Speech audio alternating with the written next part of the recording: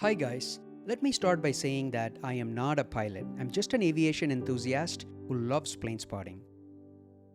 I love to listen to ATC conversations with pilots and I use an app called Live ATC for this purpose.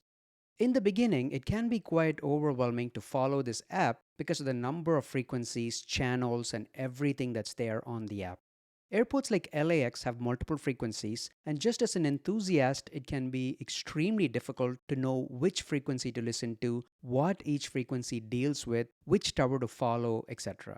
So I decided to make this video to give you a brief intro about LAX Airport, the different frequencies used, their purpose, and finally, the order in which the communication flow happens.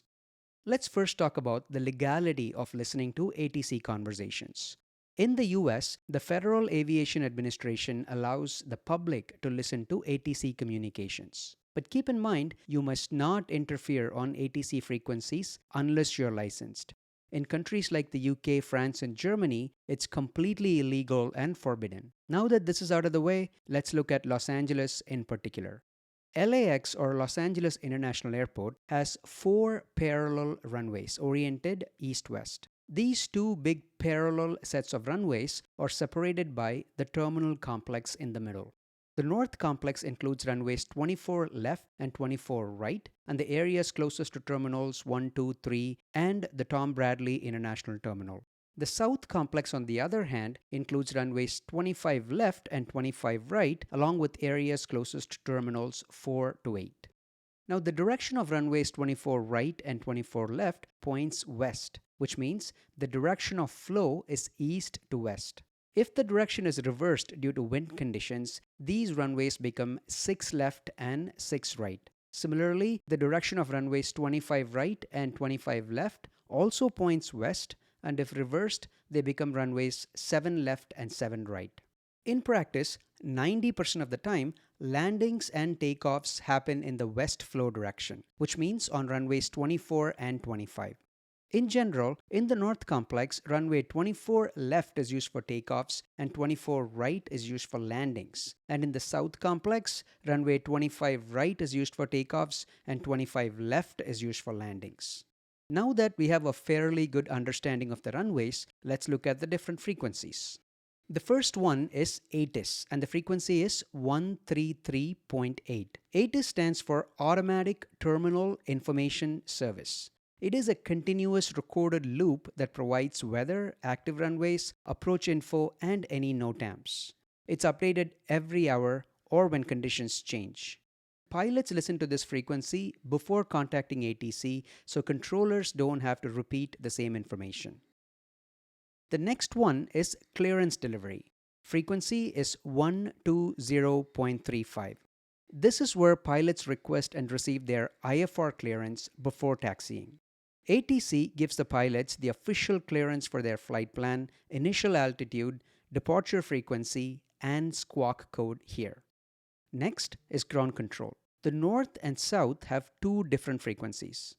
Ground control north is 121.65 and ground control south is 121.75. Now, ground control manages all aircraft on the taxiways but not on the runways. They handle pushback, taxi clearances, and routing to the correct runway. Specifically, Ground Control North handles aircrafts taxiing around terminals 1, 2, 3 and Tom Bradley International along with the nearby cargo areas. So if you want to listen to a flight taxiing from Terminal 1, tune into 121.65. Likewise, for aircrafts from Terminals 4 to 8 or the southern cargo areas, listen to 121.75.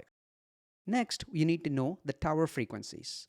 Like ground control, tower also has two frequencies. North tower at 133.90 and south tower at 120.95.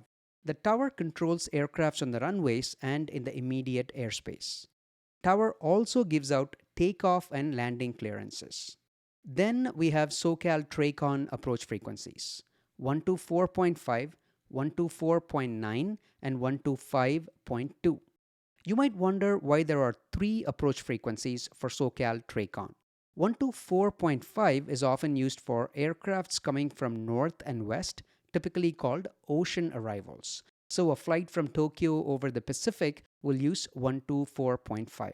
124.9 is often used for arrivals from the east, known as inland approaches. So a flight from New York might check in with 124.90 as it descends. And finally, 125.2 is often used for arrivals from the south over Orange County or San Diego. So a flight from Mexico might be on this frequency. SoCal TRACON approach handles arrivals into LAX, providing sequencing, spacing, and vectors to line up with the correct runway. The last two frequencies you need to know are SoCal TRACON departure frequencies. These are 124.3 and 128.5. They handle departing flights right after takeoff, usually up to 10,000 feet.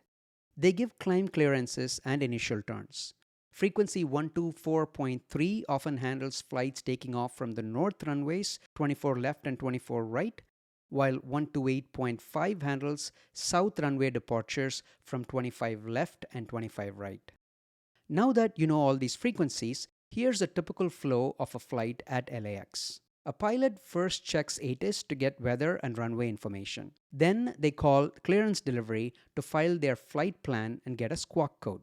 After that, ground control gives them pushback and taxi clearance. Once they are at the runway, tower clears them for takeoff. After departure, tower hands them off to SoCal departure, who guides them out in the LAX area. So if you want to follow a single flight, this is the order of frequencies that you need to listen to. But if you're plane spotting on the north side runway or on the south side runway, listen to the appropriate tower frequencies to hear the takeoff and landing clearances. Hope you find this video helpful.